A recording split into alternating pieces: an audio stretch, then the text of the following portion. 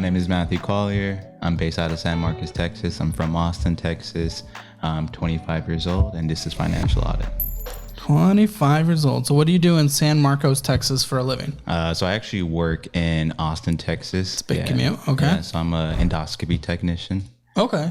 So I work at a surgery center down there. Oh, very cool. What do you bring in on a yearly basis? So I'm actually not doing that right now. I just finished that job. It's a weird situation. You just finished the job. Yeah. So what do you do right now for money? So I just literally got my acceptance letter today for a technology sales position.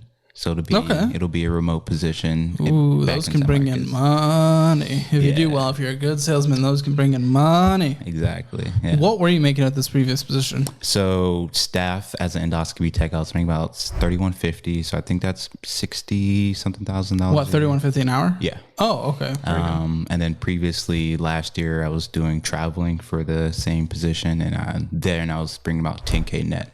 Okay. Now, what is this new position? What's their base pay, and then what does the commission look like? So the salary is about $45K a year. Okay. So it's pretty fat pay decrease. And the commission is about 1% of all sales. It's a 1%. Okay. Now, what are these products you're selling? Telemedicine software to different micro clinics, small clinics around the area, hospitals, things of that nature. So I'm not exactly sure. Oh, in the area. Yeah. So we're working in the area for now, but we're expanding out to. Is this a startup? Yeah. Yeah. Oh. Yeah. You're a little nervous going to a Super startup? Super nervous. So why are you doing this? What was the job change? I got really burned out from what I was doing, and I really wanted to. How long were you doing it?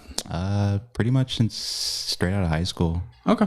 Kind of was in the medical field. Got really burned out of doing it, and so I finally decided it was time for a change. I wanted my income to be based off of my own work and really start pulling in more money instead of kind of trading my time for money, if that makes sense. So. And if you don't want to get burnt out in life, make sure to click that subscribe button, as it is a cure for all things. And we're trying to get to 250,000 subscribers. Thank you for everyone who has so far. You're one of them. I am. Yeah. Thank you. This new position, are you excited then? Super excited. Okay. Just nervous about. Never really did like a big commission thing. I worked at Finish Line for maybe a few months, but do you think you're going to be a salesperson? So far, I can already tell you're soft spoken. That's not necessarily a bad thing when it comes to that, but I'm very curious what you think you're going to be in terms of sales. I know I'm going to do good because I'm going to make myself do good, right? So it's a skill that I have to learn, and I'm going to learn it as best as I can in order to really just try to change my situation around. So I'm really not giving myself a choice to fail at it. So. Gotcha. Well, I'm glad you're excited. I'm glad you're going into this. It's definitely going to be a hustle. This is, you're kind of your own business, essentially, when you're a salesperson. You are getting actually a relatively chunky base pay for sales. When I first started in sales, it was $32,500. Okay. So you're making more than $10,000 over that. But the commission was really good. We'll see what 1% looks like. I'm very curious. For sure. Very curious. So when do you start that?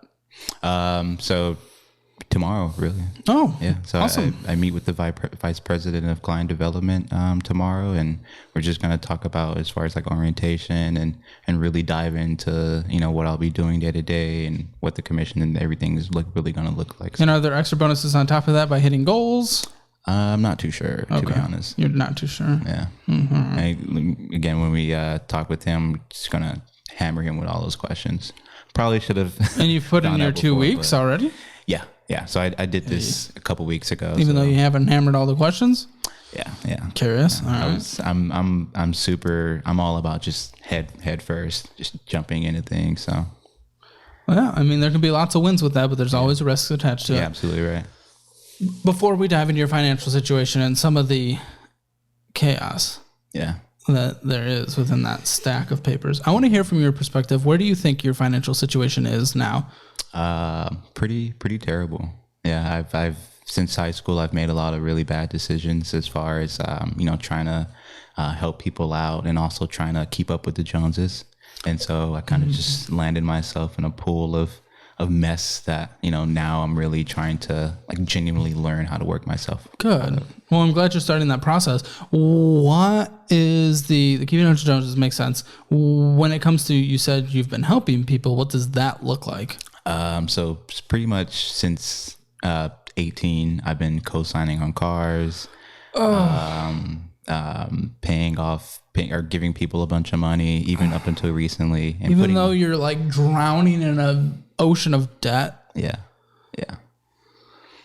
I've always kind of had like I'm really big about like taking care of family and like, trying to I love the heart. I love the heart and the emotions around that and what you've done. Not the emotional pressure, but like I love the heart that you have, the caring attitude. That's fantastic. But imagine the position you'd be able to be in to actually truly help people in a long-term, more sustainable way if you yourself were already in a good place. Yeah. Just imagine that. You'll be able to help people so much more if you buckle down for a little bit and take care of yourself. Yeah.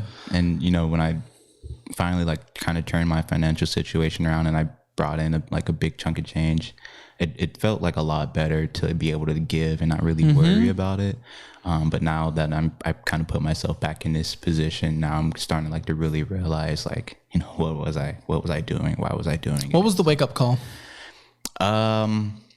Pretty in recent weeks, just really like going from making kind of all that money last year to now like hardly having $1,000 in my bank account and just what did I do with it? I have relatively nothing to show for it. Except, debt. So, well, yeah. All right. Well, that's all good to know before we jump into your finances. So let's jump in. Let's take a look. Now, interesting thing here is we were supposed to meet quite a while ago, but, winter storm and then just a few other things. So I've looked at this, but I've also looked at so much since this that I'm almost going to be looking at this new again. So it'll be interesting. I'm very curious. All I remember is that it was troublesome. Okay. Yeah. We have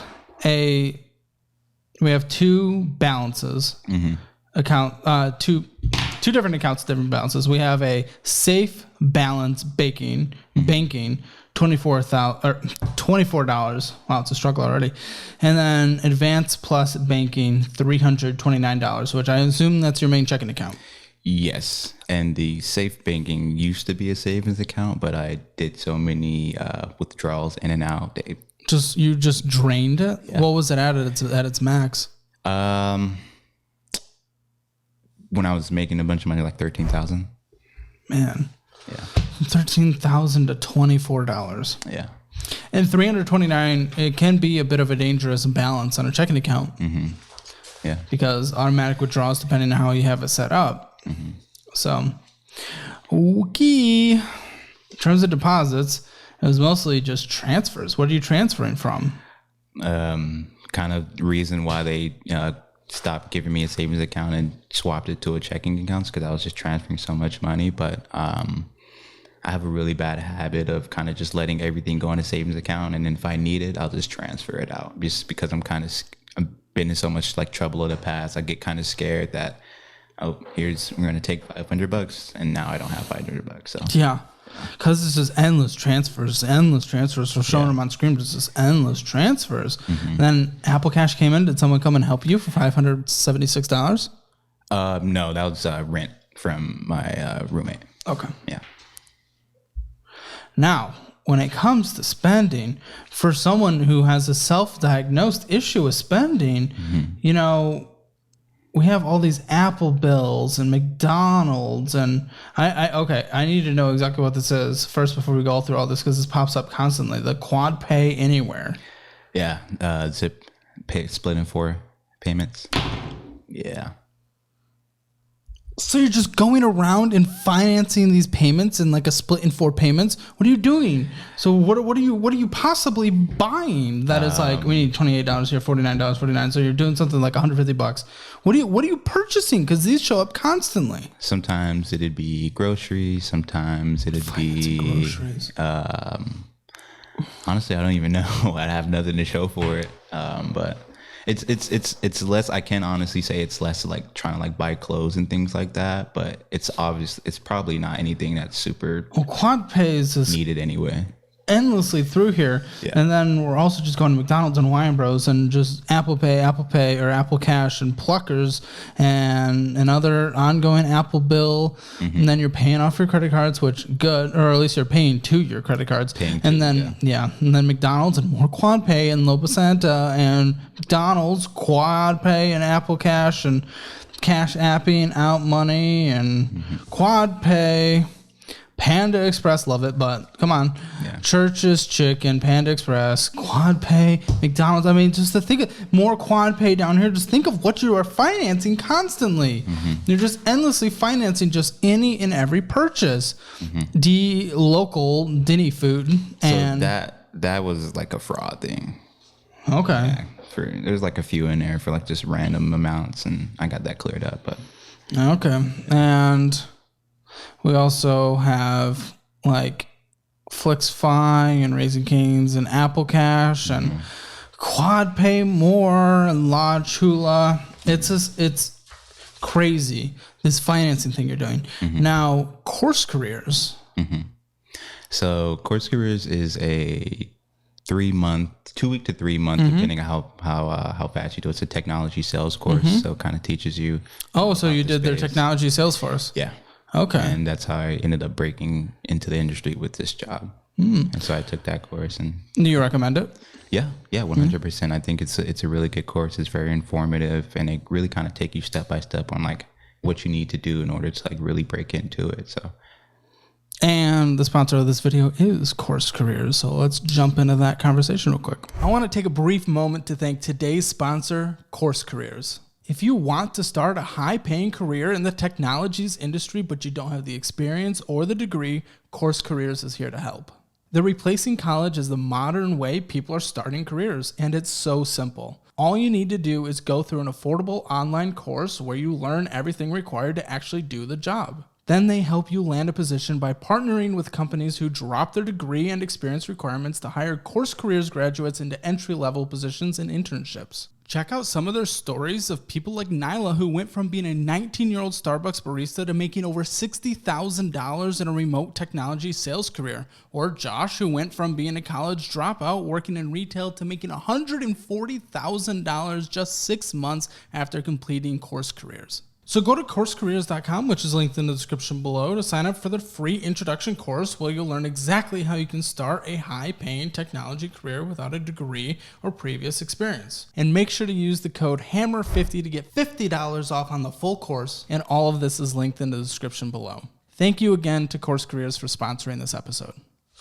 So back from the fun of Course Career, which I'm glad you did it, and now you're getting a technology sales position. That's awesome. What I don't like is we're just doing these multi-payment financing things, which is most basic things, and we still barely have money in here, and we're putting money into credit cards that are not paid off, and it's just what are we doing, man?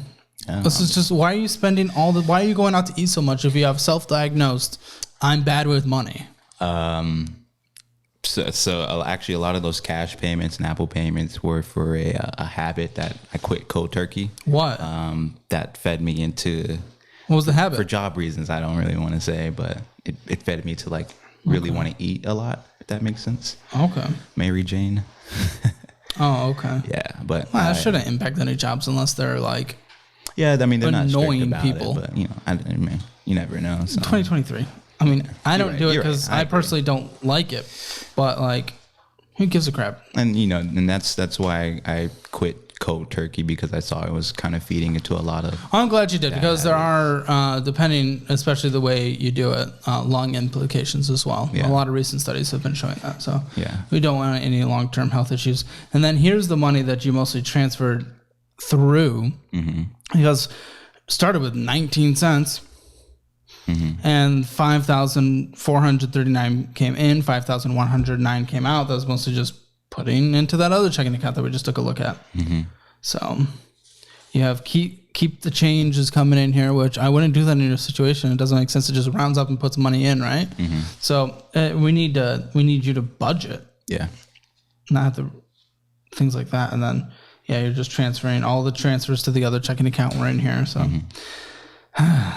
And that's why I said, like, if this is where pay came into. Yeah. I'm sorry. Go ahead. If you if you need to see like my most recent spending, I can pull that up because I feel like a lot of that shit's showing like the transfers. Oh, okay. Yeah. Okay. Well, maybe we can, but usually if we just take from any month, it'll still give us a good average snapshot. Okay. So, but we do have debts. I want to know before we go into these pretty bad debts, do you have savings anywhere? Do you have money anywhere? Do you have retirement anywhere? What is that looking like? No. So for 7 years-ish, you were at this company. You weren't contributing to a 401k or anything? I was doing the same job, just jumping around between companies. I had a 401k with a job, took it out, spent the money. You withdrew from your 401k? It probably wasn't much, but even still. Yeah. Why? Just at the time, I think this was probably 2020.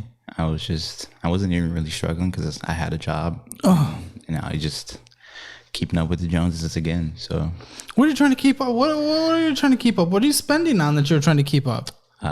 Couldn't tell you right now. I couldn't like look back and I have nothing to show for it. You know, I thrusted myself into social media. I got pretty popular. And what does that mean? How popular and where and what? Like between TikTok and Instagram. How many followers? I have 100,000, 120 something thousand on TikTok, 11,000 on Instagram. Okay. So, it's linked in the description or in the description. So yeah, just, wanting to be that influencer, that guy for lack of a better word. I have over 100,000 followers on TikTok. I don't spend money on things to keep up and look pretty. I wear the same like 10 shirts. Yeah. I promise you can do it without spending a lot of money. I believe you for sure. Now, then again, I don't know what your content was. Maybe it could be more geared to that. But either way, if we're doing that and we're investing kind of money into that, essentially, we need to make sure it's giving you any kind of return. Has it returned in any way? TikTok doesn't pay anything. I've gotten a couple brand deals. I think all together have netted about $4,000. You think that covers all the money you've spent? No. No. I don't even have $4,000 anymore, obviously. So. No. Yeah. What's in your checking account at this exact second? $900. 900? Yeah. Oh, so it went up, still below 1,000, but went up. We have a Discover credit card. $1,815 balance at the time of this statement, and it was just extremely recent. So. 41. So you paid $73, which is more than the minimum payment. $57. Well, actually, maybe it was 73. It depends. I don't know. It depends, I guess, what the balance was. But you're accruing right now $41.57 in interest. Essentially, you only do the minimum monthly payment, which you're pretty much doing. This $1,815, you'll be paying a total of $4,378 for 11 years. But if you paid it off in 3 years by doing $73, which is look like, were you following that recommendation? So that's the money you put towards it. You'll still be paying $2,630 instead of $1,783. Why? Why'd you go to that instead of like, all right, let's go crazy? So at first I was actually doing really good with the credit card. It was a Discover IT card. So I put my Netflix bill on it, cut the card up, threw it away, and then had it on auto payment for about 8 months to a year. Auto payment of like minimum monthly payment or paying it all off? Paying it all off. Okay. Every month. And, I got a limit increase. Felt really good. And kind of got the card. Just made you spend more? And just made me spend more. Yeah. Yeah, 27.24% interest. So this thing is not great. And it's not an insane balance as far as credit card balances go. I mean, it's bad, of course, and you're losing money with it, but I see no reason why when you were making $60,000, $70,000 a year, this was not paying off. It makes no sense. Why? Why'd you not prioritize this at all? Car debt. We'll get to that. Yeah. Okay. Honestly, just knowing myself, if I had a bigger limit, it'd probably be a lot worse. So it's the fact that I was restricted at only $1,800 is why I didn't really. I'm glad you're restricted. Yeah. As we would be having a very different, painful conversation right now. And then we have another capital one. Oh, sorry, that was your Discover. Yeah, that was Discover. $2,000 essentially. Rounded down. $62 is what you paid. New minimum monthly payment $69. So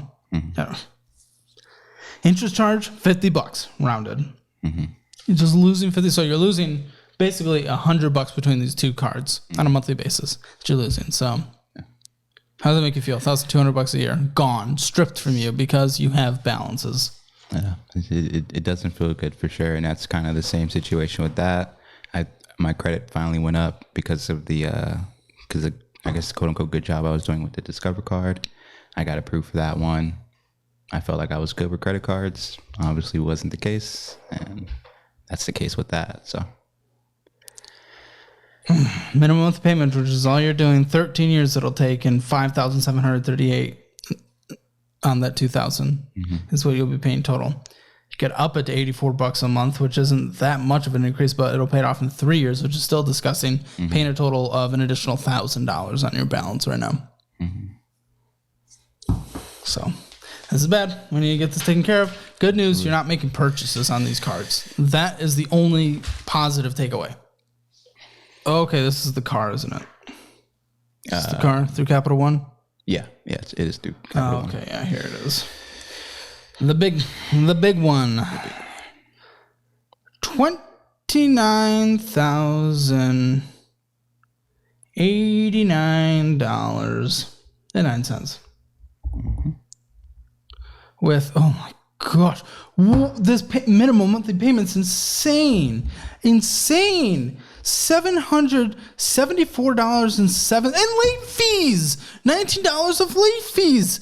Oh no. Oh, wait, what's the normal? Oh, crap. Total due right now, $1,567.44 because current payment due, past due, plus late fee. Dude. And you only paid $300. What is this car? Tesla Model 3. Why'd you get a Tesla Model 3 making $60,000 a year? So I got the car when I was doing my traveling job and making, the 10K or whatever. And 10K what per month? Okay. About $2,500 per week net. So that's when I got the car. I put $13,000 down on it. And yeah, it's really, and honestly, I'd sell the car today, but I'm so underwater on it. I can't really do that. So because you owe wait, so if you sold a Model 3 right now, you wouldn't get more than $30,000? Not, it's 2018, it's about 100,000 miles on it. I bought it at 80,000 100,000 miles. Yeah, you've been driving. Yeah. And, I initially bought the car to, travel in because I convinced myself to buy the car because I was like, I don't have to fly. I can just drive everywhere. I'll be doing this job for however long. And then, a year later. Killing yourself. Yeah. Killing yourself with this. What could you sell it for today? Have you checked? I think I can sell it. Like, I've gone to CarMax. They offered me about 22, 23. And yeah, but that's CarMax. What if you private sale? People are, especially around here, they'll buy a Tesla. Yeah. I haven't looked into it super recently, but it's something now that I have like a remote job. I don't necessarily need a car. It's even if you did, you did not need this car. Yeah. You could have gotten easily a $15,000, $20,000 car. What was the purchase price of this stupid thing? 33 after a $13,000 down payment. Wow, they're a lot cheaper than they are today, aren't they? Yeah. Why? What was different about them? And I don't even like the car anymore, to be honest. Why? It's just not. I had way higher expectations for it than and it's funny. Before I actually came back to Austin, while I was still in Michigan, I got an offer for it for about $2,000 more than what I paid for it. Didn't go through. When was that? November. That just happened. So yeah. So this wake up call only literally just happened. Yeah. All right, let's check out the value of this car. Do you have your VIN by chance?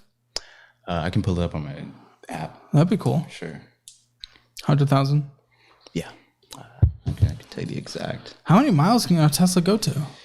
They're supposed to be million-mile cars, quote unquote, but yeah, I mean they don't have all the other crap that. So it's 105,492.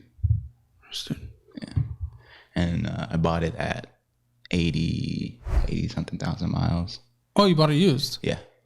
Yeah. Oh, okay. And it was during like when car prices were just absolutely jacked to the max. So standard equipment, interior? Yeah, autopilot and everything else. What color? Doesn't matter, but the metallic gray or something. 2 more keys? Yeah, 2 keys. Any damage? No. Nothing. No.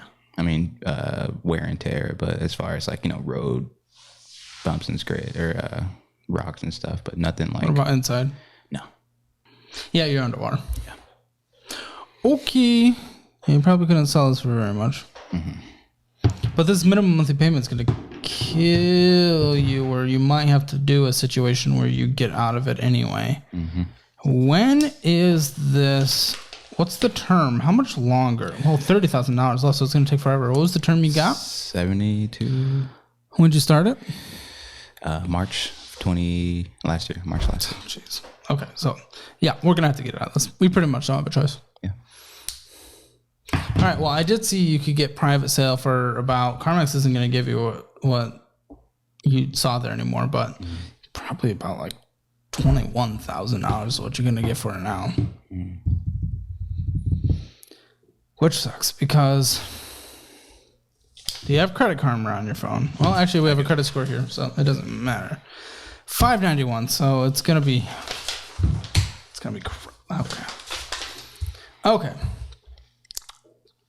okay. So this is the complication. This makes no sense for your situation. Mm-hmm. No sense for your situation, especially since typically with sales, it's going to be slow for a little bit until you fully learn. It might take you a few months to, really get up there. Mm-hmm. And if it's even right for you, again, you're very soft-spoken. I don't know. Maybe you are a salesperson. I don't know. I haven't picked up the vibe. No offense. It's not a bad thing not to be a salesperson, but I honestly have not picked up the vibe that you're a salesperson. Yeah. And, it's... Car's going to be, of your post-tax income on just your base is going to be like a fourth, almost a third of your take-home. Mm-hmm. Can afford that, and we already have all these debts. No, it's going to be a third. Yeah. So we got to get out of this. Okay. So usually the best situation to get out of a car that you're completely underwater on, it's going to take years and years to pay off, and you cannot afford the minimum monthly payment because you basically cannot. Mm-hmm. It's being demonstrated as such. Mm-hmm. Is you sell it, you get the $21,000, you borrow $8,000. Honestly, if I can even do that with my there's a couple things. The credit score sucks, so I don't know if you could either. Mm. I mean, you could. It'll just be a ridiculous interest rate. What's the interest rate on this Tesla? I want to say in the 20s. In the 20s? Did you know anything about money a year ago? No. Okay. No. That's fine. I will not freak out. I kind of grew up pretty impoverished as far as like finances and everything. Mm-hmm. So when I got this opportunity to like finally start making all this money, I still haven't really learned anything about money. So I just kind of continued making those same mistakes just with a higher income and, leading me to a higher amount of this situation. Yeah. And yeah. So where interest rates are and where your credit score is. Yeah. Trust me. But even if you borrowed $8,000 at that same interest rate you're at now, which I think you could at least get that, I would rather you pay off $8,000 at that interest rate than $30,000 for the next 4-5 years, whatever it is, whatever it comes out to. I think 4. So that might be the option. But problem number 2, pretty much anywhere outside of San Francisco, New York City, Chicago, you kind of have to have a car to survive unless you live in the downtown area. Mm-hmm. How much do you need a car? This is a work from home job. What would you do if you did not have a car for a bit? Honestly, just stay home. There's a Target down the street, grab a bike, grab a backpack, and just start doing it that way. Good. That's all. The fact that you have even a slight amount of confidence that you are not forced to be car dependent, then I am extremely confident that you could live without a car. So plan is then private sale this bad boy, $21,000. maybe 20 to 21,000. I don't know. If you can get more, that's fantastic. Maybe take it to Car Mexican. It's probably going to be lower now, but it might be worth trying because from November, you're right. We've been continuing to tumble in the car market. So, okay, you do that. And I've actually been thinking about or kind of moving on a small plan to start like a mobile detailing business and just using that to pay off, or at least pay the monthly. No. I'm okay with budgeting new things based on more income that's coming in, but essentially, okay. I mean, yes, sure. Get it so you can pay off with debt faster. But either way, when we're over 20% interest on a $30,000 car for 5 years, we can't justify that at all. I mean, that's a stupid decision, even if you're a multimillionaire. It's a stupid decision with money. It makes no sense. So we either have to pay it off now or get rid of it, and you cannot pay it off now. So even if you could make the minimum monthly payments a little more comfortable, even if they were closer to the 8% of your post-tax, it would still be stupid money. So I think you get qualified for an $8,000 loan. Interest rate's going to suck. Know that you can do that. Sell it for the $21,000. Pay off this loan immediately. And then that clears up first of all, that clears up so much money on a monthly basis. Just with that minimum monthly payment, your other two things are gone in just like 5 months. But you can put everything towards it. You do not go to grocery stores. Sorry, you do go to grocery stores. You don't spend much money there, but you don't go to Wendy's and all that crap you're doing anymore. No more Pluckers, and I love Pluckers. No more Panda, and I love Panda, but you're not doing that anymore because you cannot afford it anymore. With the like $2,750 that'll come in post taxes on a monthly basis now, maybe $3,000. What's your rent? Total is $2,000. My roommate is paying $600. I'm paying $13, $14. The rest. Dude, why are you getting the most expensive things? When did you sign this lease? When is it done? The lease was signed in September. Bad. I don't know what else to say other than just. Okay, so. Say it again. What's your portion? $13.50. Is that plus utilities? No. So my roommate pays the utilities. I pay the internet. Internet's about $100. $14.50. Yeah. All right. Because I'm not even gonna talk about because you're not probably gonna bring in much commission for the next few months. To be completely honest. And you're probably bringing in. So you're probably bringing in like. Maybe like $3,500 post taxes on a monthly basis. What's your base pay again? It's $45 a year. I did something very wrong. Never mind. I lied. You're probably bringing in like $3,000 a month post taxes. Okay. Maybe I didn't do something. Okay. Whatever. Either way. So 50% of your income goes to rent. Then almost a third of your income goes to the car. This makes no sense. So car has to be gone. It's not even in the picture anymore. It has to be gone. You have to borrow the thing. Yeah. It's really not a part of this conversation anymore. And unfortunately, you can't do anything right now. But because I wouldn't want to risk breaking a lease, ruining credit, and you have a roommate that you would screw over and everything. If you can, I would get out of there. But either way, in a more real world scenario. You are downgrading your living situation quite drastically next year. Let's see where the commission's at that point. But still, if it's anywhere like it is now, even at $60,000 a year after commission, 70, no, like you'd have to be getting closer to like 80, 90, 100 for this to be comfortable. And that I think that's what happened. I was making that 120. You got burnt out, so you left. Why didn't you find something that was more comparable before you left, though, instead of just jumping into the ocean? Like earlier we said, I kind of dive in head first. I got really depressed. I missed home, and a lot of the things that I was doing just didn't feel like worth it. Where's home? Anymore. Here. And I was in Michigan for about 9 months. And then before that, I was in Arizona for 6. Oh, sorry. I thought you said you traveled to Michigan. So, okay. Yeah. So that's where I was doing the contract. Well, I'm totally good with the job change, but I wish you could have found something more comparable. Using the skills you had, find something in the similar industry that's comparable, potentially, you know. I did like a lot of like thinking about that as well. And, you know, the kind of the conclusion that I gave myself was that was kind of the cap of my income. If I ever wanted to make any more, it wasn't possible with that, because that 120 was on the far end for my Okay, but I would rather you make closer to 90 than this. Yeah. The commission might be great, but we'll just have to see. I don't know what the price of these products are that you're making 1% on. Mm-hmm. Either way, car's gone. Mm-hmm. And then, this is insane. You're going to do like $300, because you'll have gas now. You'll have a gas, but let's just say after groceries and everything, you need a budget. You probably haven't budgeted a single second in your life, have you? Okay, you're downloading I've tried any budgeting app. Okay. Mint, you need a budget. I don't care. Doesn't matter. They're all good apps. You budget no more than $300 on groceries. So this $1,450 after gas or after rent and your portion of the utilities and your portion of the rent. Everything else that you spend money on, from groceries to anything like that, you'll divvy up the percentages, but it cannot be more than $550.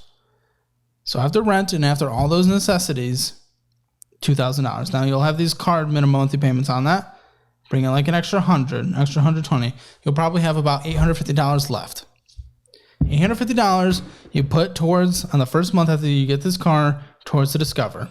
Then you do it again the next month, and it's paid off. It's done. Then you chop it up and you never use it again, because you have proven you are not a credit card person, and that is okay. Some people are. That's fantastic. I am. You are not. Maybe at some point you will be again, but you've proven that you cannot use it, and it is more of a detriment to you than it is a benefit. Mm-hmm. Agreed? Agreed. Okay, beautiful. So you chop it up. You never use it again. Good. Then you'll have closer to like $900 at that point on a monthly basis extra, and maybe commissions starting to come in at this point. That'd be great. Every commission, you throw everything towards this. In 2.5 months, Capital One's gone. So I don't know how long it's going to take to get this car sold, get this loan. You should get on that immediately. Take all the nicest pictures you can. Mm-hmm. Upload it, Craigslist, Facebook Marketplace, everywhere. Try to get the best offer you can. And I think, and Tesla even has like, don't they have like used inventories? I don't know. Maybe not through private sale. Maybe it's through dealerships. I don't know. All the options you can, just look. Okay. Research it all. Do it immediately. And then start, look for a personal loan or something like that you can do for this $8,000, $9,000, whatever it has to be. Make sure you're qualified and able to actually get it, though, before you sell this car. We don't want you to get into a terrible situation. For sure. What you could do, technically you could sell the car, throw it all towards the Capital One debt, and then pay off the rest as quick as you can. But I think it would make more sense to get it into a personal loan and then attack the personal loan. So now you'll have an $8,000 loan. You'll have an extra $1,000 a month now to go towards that. 8 months. You pay it off just a little over with any kind of interest. So maybe like 8 to 9 months. Mm-hmm. Throw everything extra towards it. This is going to be like a year process. But think about what it looks like on the other side of a year. You don't owe money on a car. I daydream about it. If you daydream about it, then do it. But what sucks is you don't have fun that costs money. You don't go out to restaurants. You don't go do crazy things. Other people can pay for things. That's fantastic. And you can do a lot of free fun as well. Mm-hmm. You're just getting groceries, and I would pick up side jobs if I can. Anything you can. Any extra remote stuff. I don't care, because obviously you won't have a car to drive around. But pretty much after that, and then for the next couple months, all of a sudden, incredible, by the way, you no longer have insane minimum monthly payments. Hopefully commission is flowing at this point. It's about a year from now. Mm-hmm. For the next couple months, save up a few $1,000 to set aside for an emergency fund, like $3,000 to just to start. And then you probably save up $10,000 as quick as you can and get a $10,000 car in cash. Probably private sale, take it to a trusted mechanic or build that relationship. Make sure they give the thumbs up that, yeah, it'd be worth this. Yes, it's in good condition and it'll last you for years to come. Then you do that. And then you build your emergency fund to probably like $15,000 after that. Now we're talking 1.5 years, 2 years of just going crazy. But at that point, then you're actually in a decent financial position. You're behind on investing, but that's okay. At least at this point, you have the security of you have a car, you don't have debt on it. You're able to pay your rent and everything, which is still ridiculous. Hopefully at that point, again, you're making more money, or you downgrade rent, because we're talking 2 years from now. But you also have an emergency fund, which is something you don't have now, which is going to be critical to the future financial stability of your life. Thoughts on all of that? I feel like I've thought about all of like doing all this for like quite some time, but it was just like the actual like having to do it that's really like held me back, because it's, again, trying to be this person that obviously that I'm not, as far as like financial and everything. What's going to be different about this time? I can't live like this anymore. Before I make any purchase, I'm checking my bank account, every time. I'm a small emergency away from being homeless. Very small. Yeah. And, I actually want to like live comfortably throughout the rest of my life. I don't want to be like, my parents were, taking out payday loans at, 40 and everything like that. Oh man. No, so, I don't want you to have that life, and you don't have to have that life. All that is required is temporary sacrifice. Yeah. 2 years doesn't sound temporary. It'll feel like a lifetime in the middle of it. But when it comes to the hopeful 80, 90 plus years you live, a couple of years of sacrifice is nothing. And that's what people often forget. I've always had like this, it's, $300. I'm 20 now. It doesn't matter. Who cares? And that's where a budget's going to come in. Yeah. You just have to not just track where you're spending money, but you have to put caps on different categories and say, where does your money go? Every single cent. You need to know where it's going, and you're not overspending on categories. It'll take a month or two to, fully flesh it out and know what you're actually spending and where you should put caps on. And yeah, I've gotten better at it. As far as like, wake up, like the real wake up call came recently, but before that, I was spending money on like clothes all the time and buying like $600 shoes and things like that. Just completely cut. I'm cutting out habits that cost money, like, the smoking and everything like that. I'm cooking more. Can't go out to eat. You can't go out to eat. Everything is cooked. You cannot go out to eat. It's a bad use of money versus shopping cheaply, which can be done. Some people think it can be, but Whole Foods is not a necessity, I promise. Okay. Well, I really hope you do for your future. What are you behind right now what is total due on this Tesla loan at this moment? So I paid half. I have the other half. I'm always in like this crisis mindset. What if something happens and I need the other half, or, maybe I can just put it off for 2 weeks and then pay. Well, you're not completely wrong with that mindset. Yeah. But still, okay. But you only have $900. How much is due? $387 to be current. Yeah. Pay $387 on there. Okay. If a major crisis happens, I don't think the $200 or the couple $100 is going to make a difference. A big difference. Yeah. Will you sell it? Absolutely. Are you going to look at that tonight? Absolutely. Good lad. Okay. Well, that's pretty much it. Any final thoughts? Thank you for having this conversation with me. I think honestly, one of the real reasons why I really wanted to come on the show was like just really have that, like kind of really put myself, like hold myself accountable in front of like your audience, right? So it's either do or die at this point. We'll follow up in 6 months and see what happens, but absolutely, get your together, sir. Absolutely, will do. So, thank you, man.